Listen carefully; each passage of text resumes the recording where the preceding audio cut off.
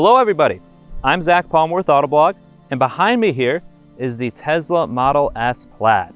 Yes, the tri-motor version of the Model S, the quickest production car of any car you can buy today. We'll see what that is tomorrow. 1,020 horsepower, 1,050 pound-feet of torque, and obviously there's a whole lot more to the new Model S than just it being the Plaid and all of the performance you get with that. We're also trying out the steering yoke here for the first time. No more wheel here, just the yoke. We're also getting to see Tesla's new interior for the Model S, the giant new infotainment screen, the bigger screen in the rear seat, and just checking out all of the enhancements that they've made to luxury for this car, exterior changes, and a whole lot more. I'm super excited for this one. How about we go hop in the driver's seat and see what it's like to drive?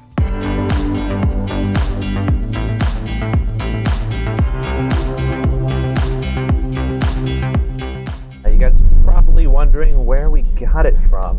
Obviously Tesla does not do normal press loans, but we got this one from Turo actually. So this is the customer-owned vehicle, about 19,000 miles on it at this point. We've had it for a limited period of time, 100 miles in just the day, but thankfully we've had it out on some good roads here to get some decent impressions. Beyond my immediate surroundings here, obviously the big allure with this car is its powertrain. The three-motor, or as Tesla refers to it as the tri-motor system in the Model S Plaid, is unique to the Plaid.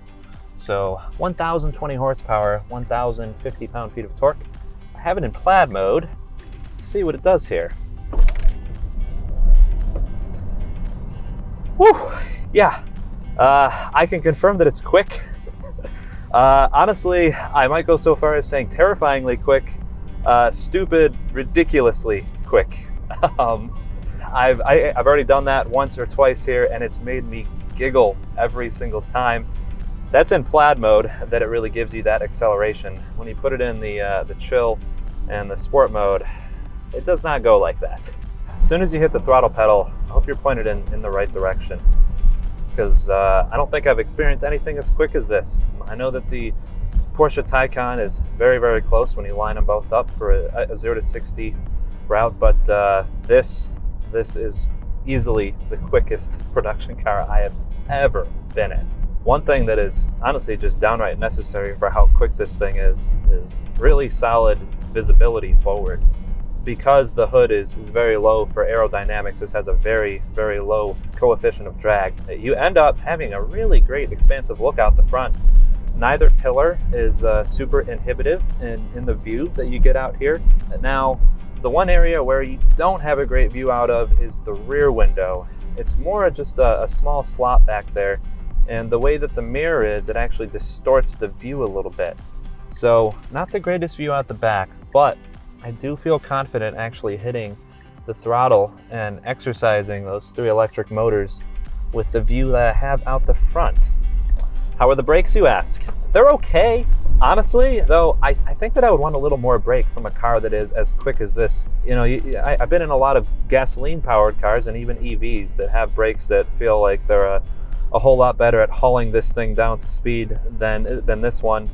The actual pedal itself, it's not the softest feel, but it's also not the stiffest feel out there, so it sort of rides that center zone like many EVs with regenerative braking. It's pretty fun to go corner to corner, and instead of actually using the brakes, you just use the regen power. I find that a lot of fun to do in EVs, and this one you can totally do that in. One sensation that is really, really coming through each time that I really hop on the throttle, you can feel like some real vibrations, almost as though they're artificial, coming through the steering wheel, and it kind of enhances that feeling of acceleration.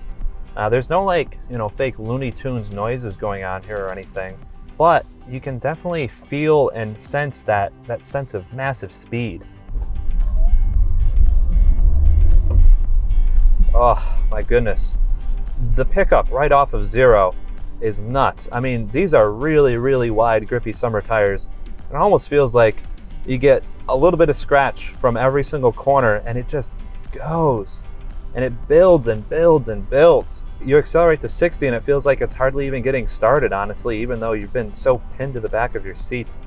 Man, this is the kind of acceleration that is all involving and dominates a driving experience, honestly.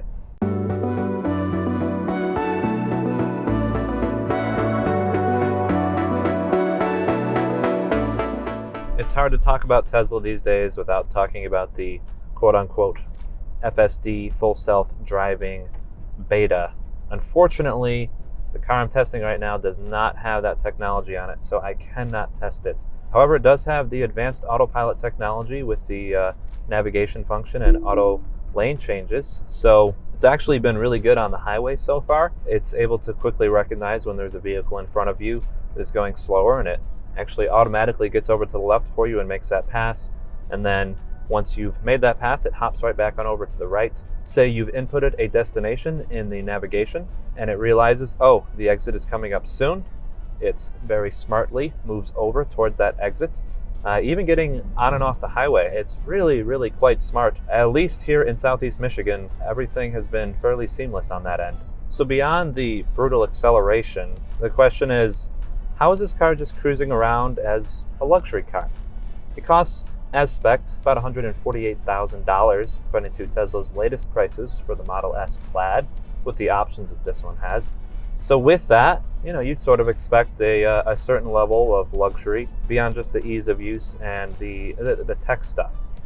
As for the ride itself, it's definitely softer than, say, like a Model 3. Rides far more like something like a BMW 5 Series, and just has that level of sophistication and damping. It sort of rides the middle between a stiff-ish sports sedan and being like a luxury cruise missile. So it's not the most stiffly sprung, it's not the most softly sprung, it sort of lands in the middle there as far as the overall ride. Now when you look at how quiet or loud it is, there's definitely a good bit of wind noise that makes it into this cabin, and I've also noticed that there's a number of creaks and rattles that this car has developed over its 19,000 miles of use. Definitely more creaks and rattles than I would hope in a car that costs this much money.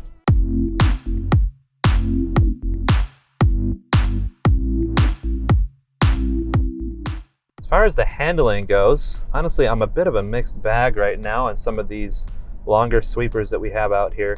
The steering is really, really quick. As soon as you turn in with this yoke, which really doesn't require a lot of steering input when you're moving at speed, the front end just tucks right in nicely. However, it doesn't feel like it's a light and or agile car by any means, because you have a lot of weight behind you. There's not a whole lot of body movement there, but it just doesn't feel like it's moving in the most natural of ways, honestly. There's one area where the yoke is a little awkward, trying to make that hand over hand turn there. There's just nothing to grab onto, and you're just kind of grabbing air. It's definitely going to take me some time to get used to this thing, because it's not the most intuitive right off the bat. Now this yoke may be flawed in some ways, but one way it actually is superior to a steering wheel is when you're just cruising along and want to rest your hands. You have these giant flat surfaces on the bottom where you can just rest both hands. There's no wheel that's going up in a circular fashion to stop you from doing that. It's actually really, really comfortable because both my elbows are on both armrests. They're very ergonomically placed and all. And I'm just sitting here. I can eat up the miles with Autopilot on and very, very relaxed. I quite like that. Unfortunately though, that long distance comfort is really one of the only things that I really like about this yoke though. You might assume, oh, well, this is sort of shaped like a racing steering wheel, right? Might this be better in the corners? And no, it really isn't. And I don't think that I have any more confidence or control in the corners with this. I honestly feel like I have less, because if my hand slips, I just slip right off the wheel itself, which is not what I want to feel like when I'm going into a corner quickly. So I feel like I'm holding the yoke itself a little tighter than I would a normal steering wheel, which is not really what you want to do for actual performance driving. You want to have a nice light grip on the wheel. As for what's middling, it's just slightly annoying that the yoke extends so far that it actually blocks out part of the touch screen here. And it's just this far corner that it blocks out, but that's actually where your settings are for all of the car control. So every time you go to like smack that or try to change your temperature, your hand and the yoke is kind of in the way, and I just kind of have to lean around it a little bit to look at it. I don't remember the last time where the steering wheel was in the way of using the infotainment screen. Seems like a really, really odd circumstance that Tesla has created for themselves here. But the plus side for visibility, you can see the instrument cluster without any inhibitions at all. The whole screen is visible. It doesn't matter how low or high you put the steering wheel, your visibility is not affected. Would I appreciate a heads-up display? Yes, I certainly would. But this is at least better than the Tesla Model 3 and Model Y, which give you no instrument cluster at all.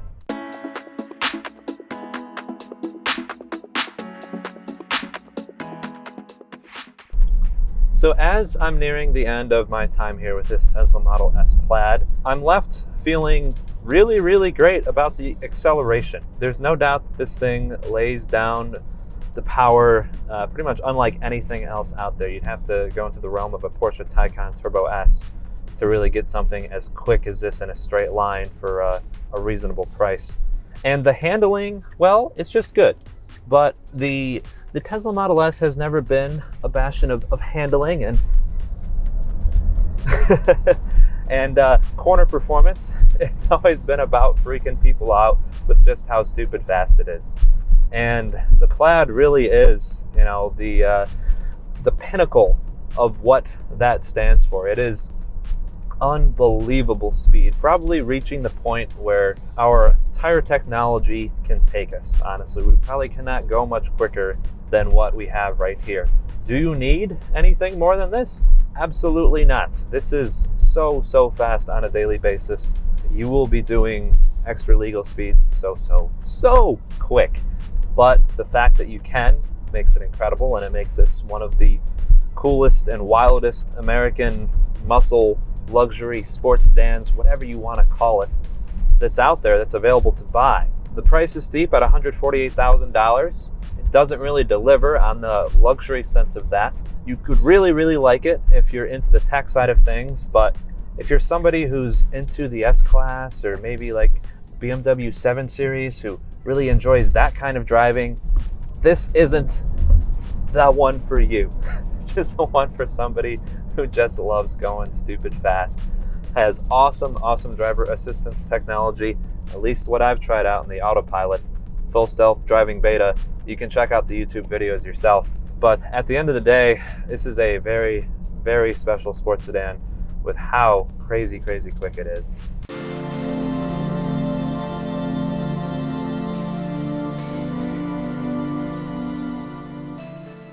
So I'm out of the car now after spending the day with this Tesla Model S Plaid. You might even be able to hear the fans still running. I just finished doing a couple launches, getting the car into cheetah stance and waiting for the whole rigmarole to wait for it to actually warm up enough to launch. It's stupid fast, like mind-meltingly fast. I'm still sort of recovering from it, honestly. But that's really the big takeaway with this thing, is that I don't know that there is another ultimate muscle American luxury sports sedan that provides this sort of experience. Obviously, you have things like the Hellcat with a stupid amount of horsepower and torque. Those are all about noise and everything. This just plants you to the seat like nothing else I have ever felt before. And that's the big dominating thing with this car. There are some negatives, of course, too. Things like the yoke, that's a big question mark, and I really have not liked it over my day with it. But then there's other pluses like the tech. Autopilot has honestly been really great and convenient so far. It's a lot better than a lot of other driver assistance systems that I've tried in other manufacturers. That's a huge plus.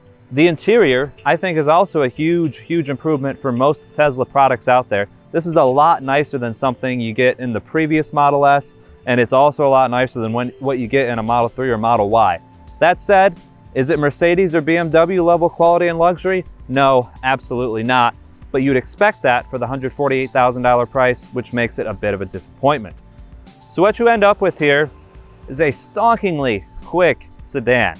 Is it a luxury sedan? You can make the argument that it really isn't. It's priced like one, but the interior quality does not really match up to a car that's $148,000.